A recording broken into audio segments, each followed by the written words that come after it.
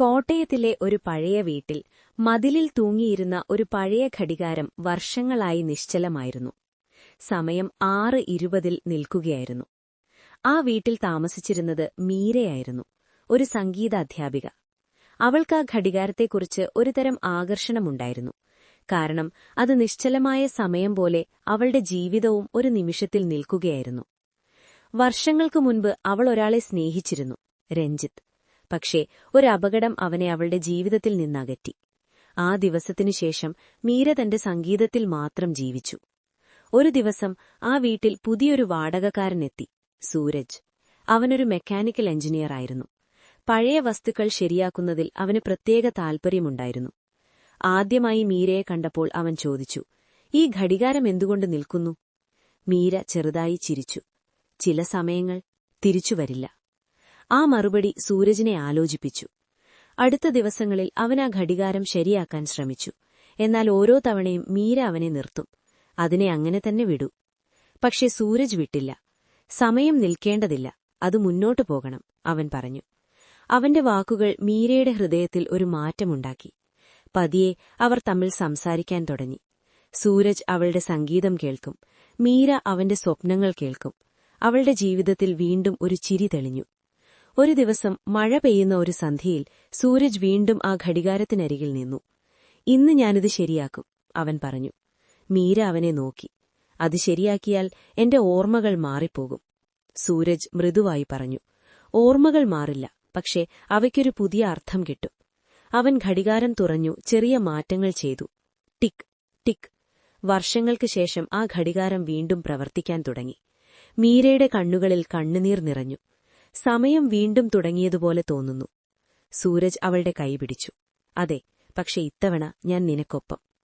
ആ നിമിഷം മീരയുടെ ഹൃദയം വീണ്ടും സ്നേഹിക്കാൻ തുടങ്ങി. കാലം കടന്നു. മീര തന്റെ സംഗീതത്തിലൂടെ വീണ്ടും ജീവിച്ചു. സൂരജ് അവളുടെ കൂടെ നിന്നു. അവരുടെ പ്രണയം വലിയ വാക്കുകളിലല്ല, ചെറിയ നിമിഷങ്ങളിൽ വളർന്നു. ഇന്ന് ആ ഘടികാരം ഇപ്പോഴും ടിക് ടിക് ശബ്ദത്തോടെ മുന്നോട്ടു പോകുന്നു. അതുപോലെ തന്നെ അവരുടെ ജീവിതവും. കാരണം ചില പ്രണയങ്ങൾ സമയം നിർത്തിയാലും വീണ്ടും ആരംഭിക്കും. കോട്ടയത്തിലെ ഒരു പഴയ വീട്ടിൽ മതിലിൽ തൂങ്ങിയിരുന്ന ഒരു പഴയ ഘടികാരം വർഷങ്ങളായി നിശ്ചലമായിരുന്നു. സമയം 6:20 നിൽക്കുകയായിരുന്നു.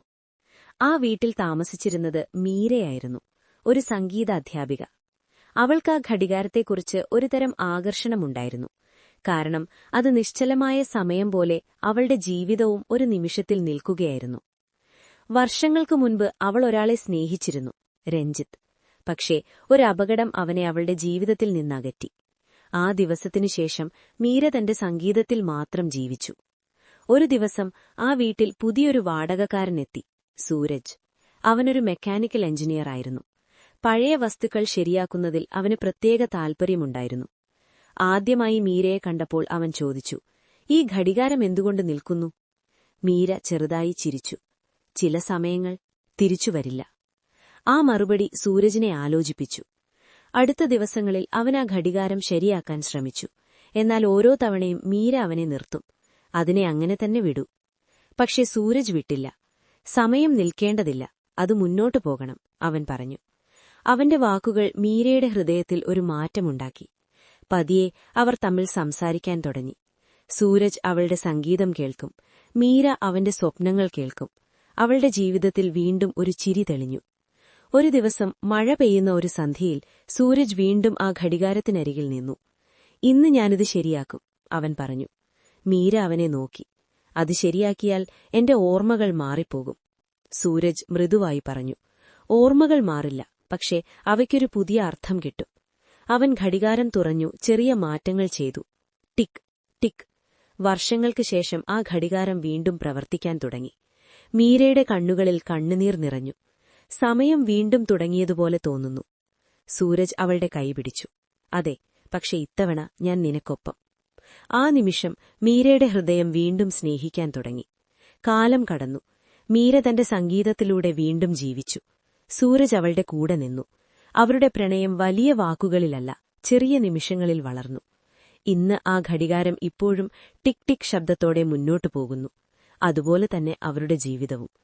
കാരണം ചില പ്രണയങ്ങൾ സമയം നിർത്തിയാലും വീണ്ടും ആരംഭിക്കും.